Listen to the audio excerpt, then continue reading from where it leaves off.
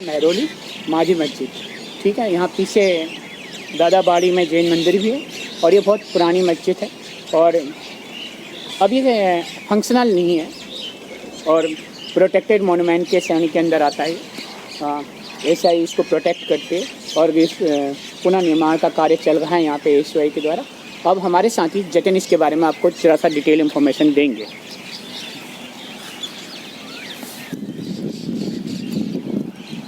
अभी हम महरौली में हैं। महरौली वो पहला शहर था जो दिल्ली के अंदर एज अ कैपिटल डेवलप हुआ। तो पहले ये कैपिटल राजपूत रूल के टाइम पे कैपिटल थी।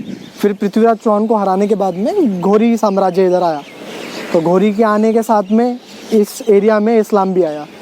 तो इस एरिया में आप देख सकते हैं कि धीरे धीरे किस तरीके से हिंदू और इस्लाम दोनों धर्म साथ में आए और दोनों धर्मों के साथ में किस तरीके से एक नया आर्किटेक्चर, एक नया कल्चरल आइडेंटिटी इस एरिया की बनी। तो उसका एक काफ़ी अच्छा एग्जांपल है मादी मस्जिद। ये मादी मस्जिद उतनी शुरुआत की नहीं है, काफ़ी बाद की है। It's like late 14th century I can say. और ये मस्जिद जो है ये अर्ली लोधी पीरियड की है। और इसके अंदर आप देखेंगे कि किस तरीके से कुछ हिंदू एलिमेंट्स, कुछ राजपूताना आर्किटेक्चर के एलिमेंट्स को यूज़ किया गया है।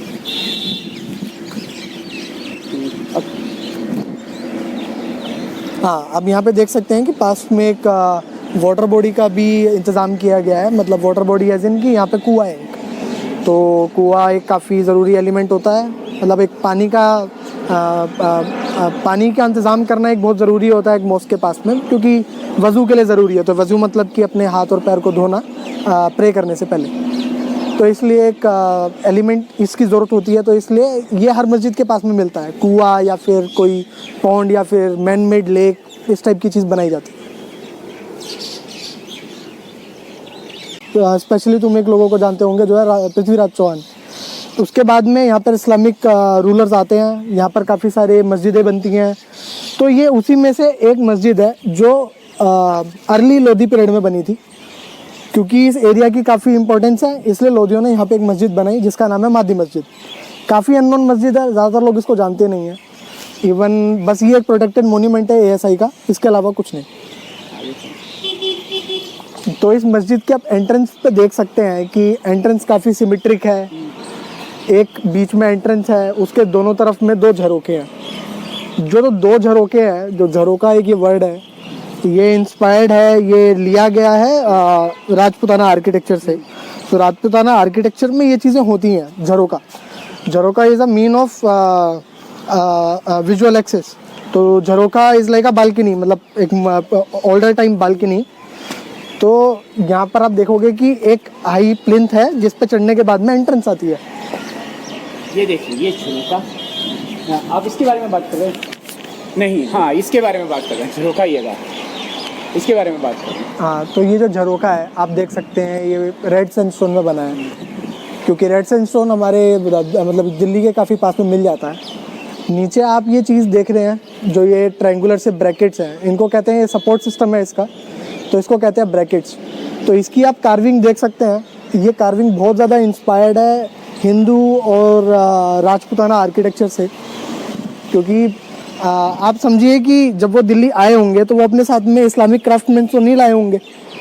तो उनके पास में ये ज़रूर होगा कि उनको बनाना क्या है, पर उसकी डिटेल वो एक एक डिटेल तो नहीं बता सकते हैं। तो जो एक एक डिटेल है वो हर एक मेसन ने या हर एक क्राफ्ट पर्सन ने अपने मन मर्जी से बनाई होगी। तो आप यहाँ समझ सकते हैं कि यहाँ पर जो वो झरोका है, उस झरोके के अंदर इसीलिए एक इन्फ्लुएंस देखने को मिलता है। कहाँ पे?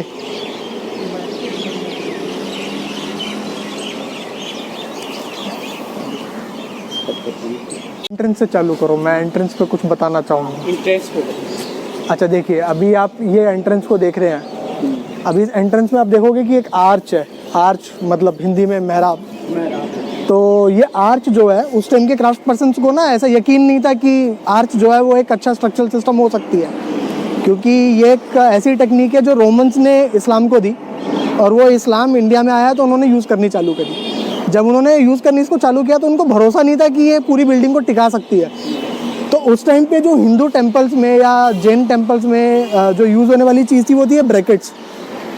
तो वो आर्च ज़रूर बनाते थे पर उसके नीचे ब्रैकेट्स लगाते थे, क्योंकि उनको ज़्यादा यकीन था कि वो ब्रैकेट्स उसको संभाल सकते हैं, ना कि आर्च। पर धीरे धीरे धीरे धीरे बाय टाइम ये चीज़ चेंज होती गई। तो इसलिए आप लेटर स्ट्रक्चर जब देखोगे मुगलों के, जैसे ताजमहल या हुमायूं टॉम्ब, तो उसके अंदर ये ब्रैकेट्स नहीं होते हैं, क्योंकि फिर धीरे धीरे वो भरोसा बढ़ा कि हाँ आर्च एक पूरे स्ट्रक्चर को संभाल सकती है। तो ये एक ट्रू आर्च है और उसके नीचे ये एक्स्ट्रा सपोर्टिंग ब्रैकेट्स हैं। अच्छा, इन ब्रैकेट्स में आप एक चीज़ देखोगे कि ये जो ऊपर वाला पार्ट है, ये जो ऊपर वाला पार्ट है, इसके अंदर आप देख रहे हो, अगर आप यही सेम चीज़ को जब एक मंदिर में देखोगे तो आपको दिखेगा कि ये एक लोटस बर्ड होगा, ये एक उल्टा लोटस जैसा होगा और वो एक हाथी जैसा होगा। मतलब अगर यही सेम चीज़ को आप एक हिंदू टेम्पल में देखोगे, पर इस्लाम के अंदर क्या होता है कि किसी भी लिविंग थिंग्स को दिखाया नहीं जा सकता, बताया नहीं जा सकता, क्योंकि इस्लाम मानता है कि वो कोई क्रिएटर नहीं है, वो सिर्फ डिपिक्ट कर सकते हैं। तो इसलिए उन्होंने उसी हाथी को सिंप्लीफाई किया, उसी इन्वर्टेड लोटस बर्ड को सिंप्लीफाई किया और वो एक सिंप्लीफाइड फॉर्म में इस तरीके से लेकर आए, जिसमें देखने से कभी लगता ही नहीं है कि वो हाथी है, जिसमें देखने में वो कभी लगता ही नहीं है कि वो एक लोटस बर्ड है। पर इसके अंदर देख सकते हैं कि जो कार्विंग है वो काफ़ी ज़्यादा पेटल्स की ये ऐसी है, तो they are inspired from that. अच्छा, अब ये एक एंट्रेंस चेम्बर है, तो यू कैन सी इस एंट्रेंस चेम्बर के अंदर बैठने की जगहें होती हैं, छोटे छोटे मेहराब्स होते हैं ताकि उसके अंदर दिया वगैरह लगाया जा सके रोशनी करने के लिए। और ये है बड़ा सा डोम। डोम बनाने की टेक्निक इंडिया के अंदर होती नहीं थी। रोमन्स सिमिलरली जैसे आर्च रोमन्स ने इस्लाम को दी और इस्लाम से इंडिया में आई, उसी तरीके से डोम भी रोमन्स के पास थे। रोमन्स ने उनको, मतलब रोमन्स से इन्फ्लुएंस हुए इस्लाम के रूलर्स और फिर ये इंडिया में भी आए। तो जब इंडिया में डोम बनाने की टेक्निक आई तो जो काफ़ी अर्ली डोम्स थे वो गिर गए, क्योंकि इंडियन नेशंस को डोम सही से बनाने नहीं आते थे, क्योंकि उनको आदत थी हिंदू टेम्पल्स के डोम बनाने की, जो इस्लामिक डोम जैसे बिल्कुल नहीं होते। तो उसके बाद में जब ये डोम आए तब आप देख सकते हो कि प्लान में ये पूरा एक चौकोर है, एक स्क्वायर है। इस स्क्वायर से जब ये ऊपर वाले लेवल पे जाता है तो ये एक ऑक्टागन हो जाता है। ऑक्टागन हो गया ना, 8 साइड्स आ जाती हैं। तो आप पेंडेंट्स देख सकते हैं, वो रेड कलर के जो पेंडेंट्स हैं उनको देखेंगे, उनके बीच में एक लाइन बनाएंगे तो वो 8 साइड्स हैं, एक ऑक्टागन बन जाता है। बिल्कुल ऐसे। हाँ, फिर उस ऑक्टागन के ऊपर आप देखोगे पेंडेंट की वजह से एक और साइड आती है, तो वो 16 साइड्स हो जाती है। फिर 16 साइड्स के ऊपर एक छोटा सा पेंडेंट है, वो शायद वीडियो में दिखेगा नहीं, तो उसकी वजह से वो 32 साइड्स हो जाती है। मैं जूम करता हूँ, ये दिखा। हाँ, ये जो छोटा सा ट्रायंगुलर सा पीस है, ये वाला ना। हाँ, तो यही उस 8 साइड्स को फिर 32 साइड्स में कन्वर्ट करता है और उस 32 साइड्स के ऊपर एक सर्कुलर डोम डाला जाता है। तो इस तरीके से पूरे डोम का जो स्ट्रक्चरल लोड है वो धीरे धीरे डिवाइड होता है और वो फिर पूरे इस चौकोर मेसनरी पे आ जाता है। तो आप देख सकते हैं कि ये डोम काफ़ी ऊंचा और नियरली सेमी सर्कुलर डोम है। तो ये जो आर्चेस होती हैं इनको स्क्विंच आर्च कहते हैं, लाइक स्क्विंच आर्च और वो पेंडेंट्स, और इनके यूज से एक स्क्वायर बेस को एक 32 साइड्स के पॉलीगन में कन्वर्ट किया जाता है।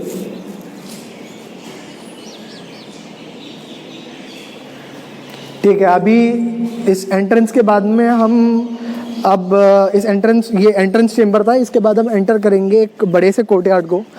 सो इट्स लाइक कि सभी मस्जिद में आप एक चीज़ कॉमन देखेंगे कि हमेशा क्या होता है, एक सेंचुरी होती है सामने, एक हाईली डेकोरेटेड फसाड होती है या फिर हाईली डेकोरेटेड एक रूम स्पेस होता है जो डेडिकेटेड होता है प्रेयर के लिए, और वो हमेशा वेस्ट साइड पे होता है। So this is west side, ठीक है। इसके बाद में उसके सामने एक काफ़ी बड़ा सा एक कोर्टयार्ड होता है। तो इट्स लाइक जब भीड़ ज़्यादा होती है या फिर ज़्यादा लोगों की गैदरिंग होती है तो ये जगह को यूज़ किया जाता है। जैसे आप सुनेंगे कि हर सिटी के अंदर मतलब हर सिटी के अंदर एक मस्जिद होती है जिसका नाम होता है जामा मस्जिद।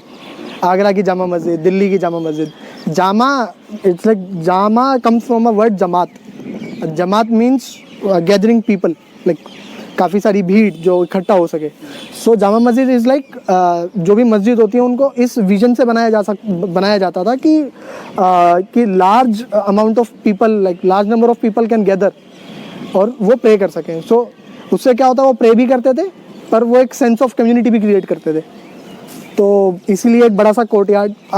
अभी मेरे को यहाँ पर कोई वाटर बॉडी दिख नहीं रही है, पर हर मस्जिद के पास में एक वाटर बॉडी का मतलब एक वाटर सोर्स का इंतज़ाम ज़रूर किया जाता था, ताकि वो अपने हाथ पैर धो सके वज़ू करने के लिए।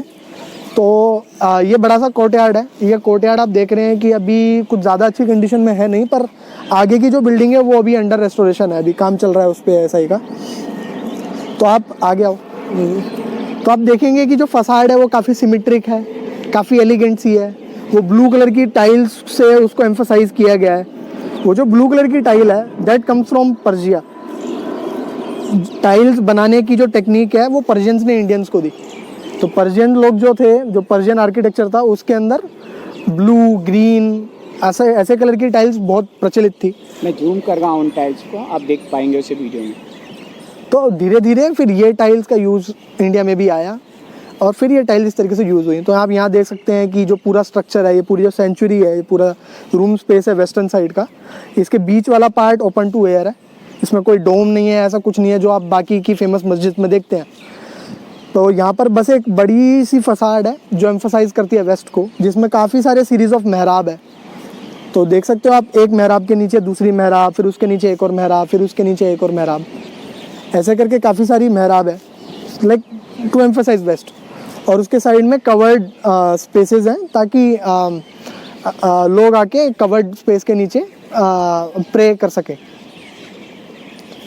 तो क्योंकि ये अर्ली लोधी टाइप की टॉम्ब है, इसलिए आप इसके अंदर बहुत ज़्यादा इंट्रिकेट कार्विंग या ऐसी चीज़ नहीं देखोगे, पर इसके अंदर आपको दिखेगा एक अच्छा यूज़ लाइम प्लास्टर का, सुर्की का या रेड सैंडस्टोन का।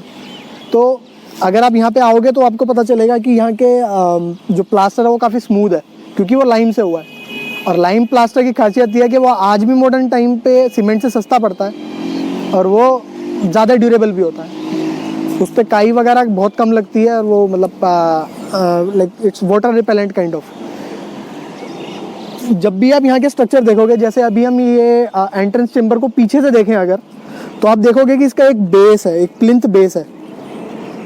जस्ट लाइक टेम्पल्स, एक प्लिंथ बेस बनाना, और प्लिंथ बेस को हमेशा इस तरीके से बनाना कि वो दिखे कि मासिव स्टोन है, और उसके ऊपर के फसाड को स्मूथ बनाना, लाइम प्लास्टर करना, ताकि वो लगे वो स्मूथ है, क्योंकि smoothness gets a feel of lightweight structure. तो ऊपर का स्ट्रक्चर लाइट वेट दिखता है और नीचे का स्ट्रक्चर हमेशा हैवी वेट लगता है। तो विजुअली बैलेंस करता है पूरे स्ट्रक्चर को, कि एक एश्योरेंस बनती है मन में कि हाँ ये स्ट्रक्चर इतना केपेबल है कि वो लोड झेल लेगा। इट्स लाइक साइकोलॉजी और कुछ नहीं। बस चलिए, आपने देखा और सुना, तब यहीं पे रोकते हैं।